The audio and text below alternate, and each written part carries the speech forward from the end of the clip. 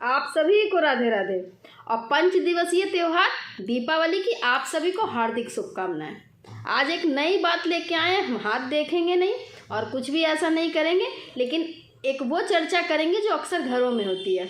त्योहार का सीजन है, सब तरफ हंसी खुशी का माहौल है, सारी चीज़ें सही चल रही हैं, लक्ष्मी पूजा है, आर्थिक उन्नति करनी है।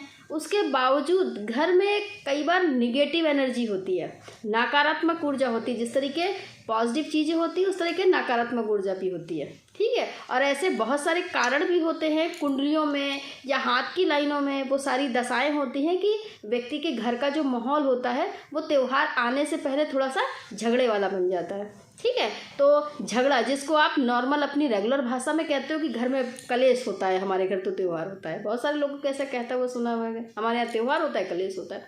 तो ऐसा क्यों होता है?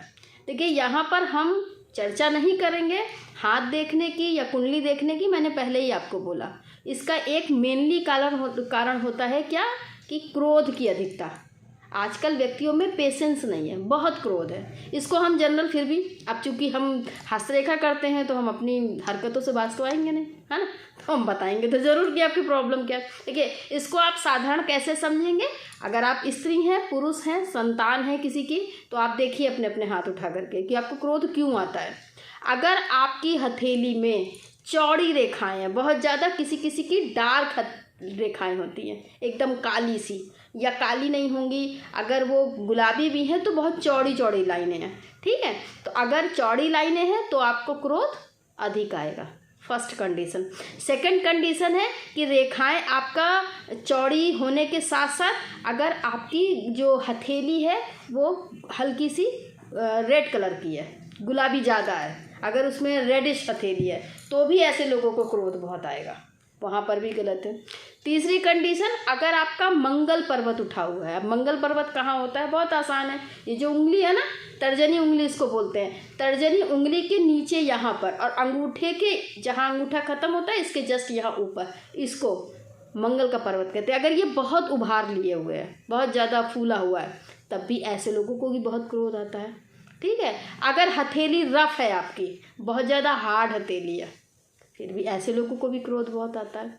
अगर आपके नेल चपटे हैं, समझ रहे हो आप, ये चीज़ बहुत ज़्यादा चपटे हैं, हथेली रफ है और चौड़ी रेखाएं हैं, ऐसे लोगों को क्रोध बहुत आता है। अब ऐसा नहीं है कि व्यक्ति है ये तो बस ऐसे ही कह रही है, ऐसा कुछ नहीं होता। तो देखिए ना, चेक करिए, अगर ऐसा है तो आप इनसे बचा कैसे जाए। देखिए, प्रेडिक्शन लेंगे तो बहुत सारे तरीके हैं, उनके उपाय भी होते हैं, लेकिन जनरली हम यहाँ पर क्या समझने आए हैं कि पेशेंस लेवल को बढ़ाइए। त्योहारों का सीजन है, अपने घर में शांति बनाइए। मेरी वीडियो अगर कोई पुरुष देख रहा है, या कोई पत्नी देख रही है, कोई पति देख रहा है, कोई संतान देख रही है, तो उसको ये समझने का प्रयास करना चाहिए कि क्रोध की अधिकता को हम तभी ख़त्म कर सकते हैं जब हम अपने मन में सोचें कि नहीं, अब मैंने संकल्प लेना और मुझे क्रोध नहीं करना है, हमें इस बात को सहना है। पहली चीज़ तो पेशेंस रखना सीखिए, सहना सीखिए। परिवार के अंदर रह रहे हैं, मानव है, मानव बन के रहेंगे, है ना। मानव है तो मानव बन के रहेंगे, जानवर बन के थोड़ी रहेंगे। तो पहली चीज़ तो बस यही शांति बनाए रखनी, अपने मन में ये सोचना है कि मुझे झगड़ा नहीं करना है, हमें सहना है। अगर कोई बात आपको बुरी लग रही है उसको भी सहना है।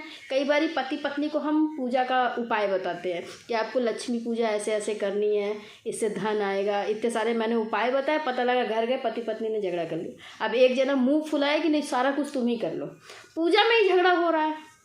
तो बस यही बताना था। इसके लिए उपाय अपनी जगह है, हम फिर कह रहे हैं उपाय अपनी जगह है, लेकिन पेशेंस लेवल हमारा अपनी जगह है। और आपको अपने मन में ये सोचना है, संकल्प लेना है कि नहीं, मुझे ये 5 दिन क्रोध नहीं करना है, हमें अपना त्यौहार अच्छे से सेलिब्रेट करना है। तो बस यही बताना था आज के लिए। राधे राधे, मिलते हैं अगली वीडियो में।